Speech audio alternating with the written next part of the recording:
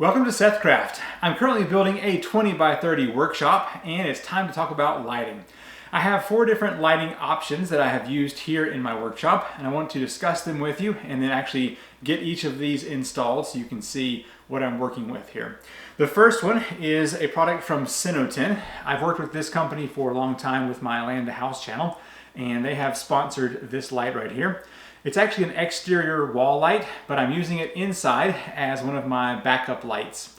So I have a off-grid system that I'm using to power certain circuits here in the workshop, and so this one will be used on that off-grid system. Moving on, I have a recessed light or can light. This is an LED that uses 12 watts for the main panel, and it also has a night light mode, which is a ring around the outside that uses 3 watts. This one is from Roland Light, and it is pretty awesome. They have multiple packs. You can get anywhere from a 1 individual LED or up to, I think, 14 or 16 in a package. So we'll get these installed. They are pretty simple. They've got the super flat 6-inch LED can, and then there's the box that controls this, and it also has a switch on here which will allow you to go from 5K down to 27K in steps. So we'll get that done. The next light that I have out here in the workshop, I've only got one section of it because all the rest are already up on the ceiling. These are from Hyperlight, and they are long LED strips that are connected either through a 3-way or this angled 2-way, and you can make different patterns with them.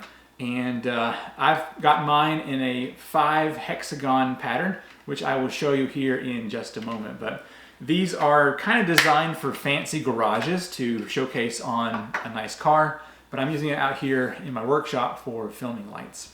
And then the last thing I have going on is the real power or light of the workshop, and that's these LED highbay lights from SethCraft. They use 150 watts, which means they are very, very bright. It's 2 different strips with diffusers on the front, and then you just open up this box right here to access the wiring in the back. And these can be hung by a chain and hook that's in this bag.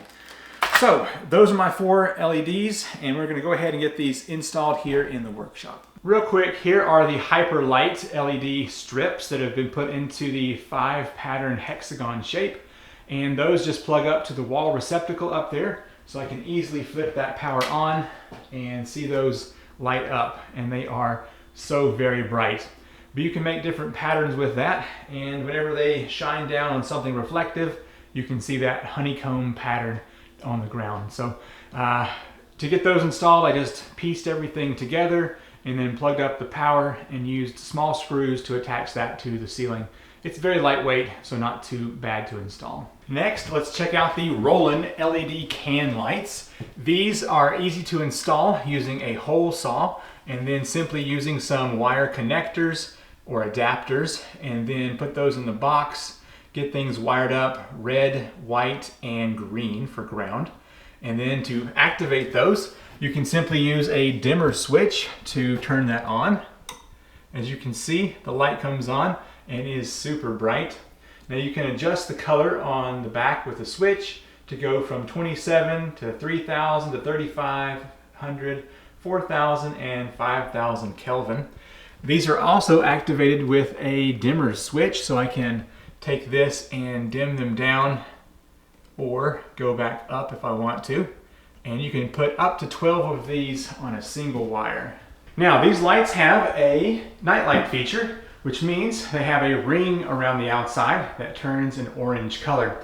To turn that on, I'm going to turn this off for a second, back on for a second, and it will adjust this to the nightlight setting. If I want to get out of that, I just flip this off again and then back on for the regular light. Just finished getting this high bay light installed. Now this is just for demonstration purposes. You're going to want to use a 14 gauge wire and have a better plug into the outlet here. But for now, what I've got is the wires coming into the box right here. I used a small section of chain that was provided and got that into the studs up here on the top, and the light is looking pretty good. Let's go ahead and flip the switch so you can see how bright this really is. That right there is providing a 150 watt output, and it is incredibly bright. You can turn off those can lights there. So just for example, this room is now properly lit and has no problems with any kind of dark spots. So very nice. Now I'm still going to keep these can lights in here so that I can have light without having to have this big one on, but you can see just the difference in the brightness there. Here is the off-grid inverter system I was referring to a little while ago. That is the Orient Power battery right there. It's a 5 kilowatt hour battery and a 6,000 watt output inverter. And that is powering different circuits in my workshop here.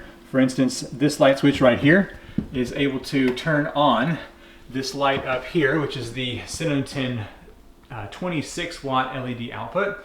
So that is running totally off grid right there and has worked well. So I just have a few places around the workshop. Right there is one of them. And then I've got this spot right here, which will have another one of those lights. So if I ever want to power this, if the grid is off, I can easily have those on. I am very happy to have all of this light here inside of my workshop space. In this little room right here, having the can lights on both sides is going to be nice for the low light situations that I want. And having this high bay light up here will certainly keep this room nice and bright.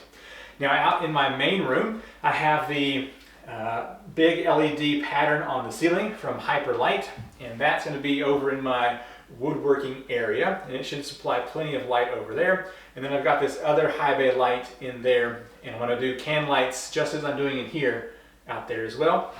And then over here in this other room, I will have the same setup, so I will have plenty of light here inside of my workshop.